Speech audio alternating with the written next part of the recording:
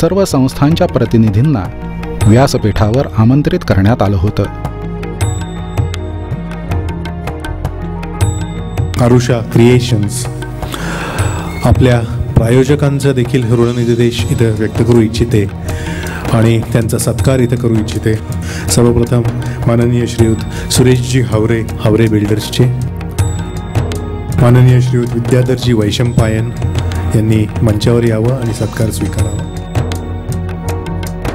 कल्याण जनता सहकारी बँक माननीय श्रीयुत मोहन आघारकर बँकेच्या वतीने सत्कार स्वीकारतात. डोंबिवली नागरिक सहकारी बँकेच्या वतीने अध्यक्ष माननीय श्रीयुत जयंतराव पित्रे यांना मी आमंत्रित करतो. मोहनराव भागवत यांनी उपस्थितांना यावेळी मार्गदर्शन केलं. काम करायचं आणि ते दाखवायचं असा विचार आपल्याकडे झालाच नाही कधी, कारण आपण काम हे कर्तव्य म्हणून करतो अशा परंपरेतले लोक आहोत. पुण्याची वाच्यता केली म्हणजे पुण्य समाप्त होतं असं मांडणाऱ्या परंपरेतले आपण लोक आहोत. पण आता युग बदललेला आहे. जो प्रभाव आज विश्वावर चालतो त्याच्यामध्ये केलं ते सांगितलंही पाहिजे अशी आवश्यकता निर्माण झाली. त्या समाजातली हीनत्व भावना गेली पाहिजे. आम्ही काहीच करत नाही, आम्ही असेच आहोत, आम्ही असेच, हे जाऊन हे आमच्यातही आहे, आम्हीही करतो. पण त्या समाजात लोकांना हे कळल्याशिवाय होणार नाही. समाजात जेव्हा लोक हे पाहतात तेव्हा त्यांच्या मनात एक विश्वास नाही, आमच्याही समाजात असे लोक आहेत, आम्ही हे करतो. जिद्द उत्पन्न होते की इतकं जर आपण करतो आहोत तर जिथे नाही पोहोचलो तिथेही पोहोचू. तपस्या मालिका करण्याच्या उपक्रमासहित या सगळ्या सेवा कार्यांमध्ये एक गोष्ट तुमच्या लक्षात आली असेल की याच्यात कुठेही प्रेरणा म्हणून, सुरुवात म्हणून, मुख्य परिश्रम म्हणून सरकार नाहीये.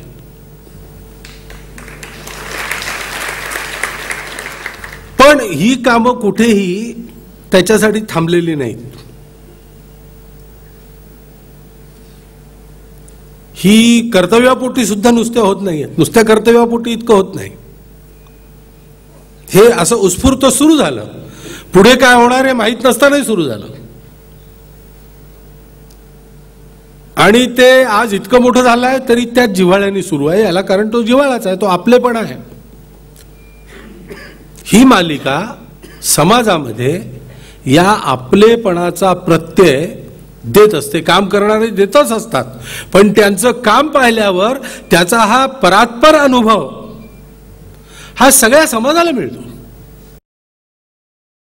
विशिष्ट परिस्थितीमुळे आजच्या युगामध्ये या प्रसिद्धीची आवश्यकता असली आणि या मालिकेचं उदाहरण पाहिल्यावरती आपल्याला जास्त भासत असली तरी ही मालिका तयार करणाऱ्या सहित आणि या मालिकांमध्ये ज्यांचं चित्रण आहे त्या कार्यकर्त्यांसहित कुणालाही त्या प्रसिद्धीचा हव्यास नाही. कशा करता आहे तर हे स्वाभाविक माणुसकीचं प्रगटीकरण आहे. हे आपल्या देशाचा स्वभाव आहे.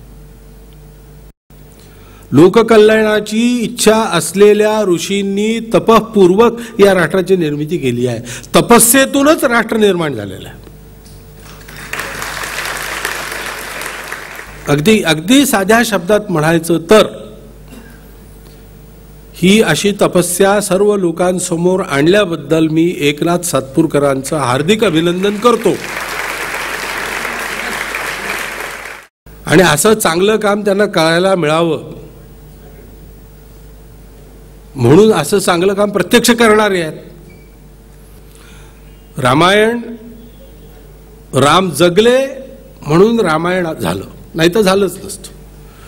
पण राम जगले, ते राम जे जगले ते आपल्यापर्यंत आणून पोचवणारे वाल्मिकी मिळाले नसते तर ते रामायण गावोगाव घरोघरी पोचलं नसतं. जगण्याचं रामाने काम केलं आणि लिहिण्याचं वाल्मिकीने काम केलं, तसं हे करण्याचं काम कार्यकर्त्यांनी केलं आणि ते करणं जगासमोर आणण्याचं काम एकनाथराव सातपूरकरांनी केलेलं आहे. तपस्या तपस्या तपस्या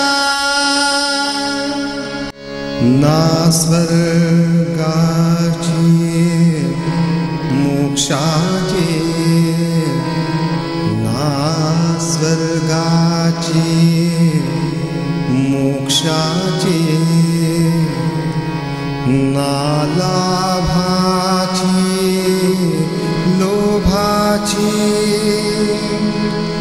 ना लाभाची लोभाची नाही पुढल्या जन्माची नाही कुठल्या स्वार्थाची तुमची माझी सर्वांची तुमची माझी सर्वांची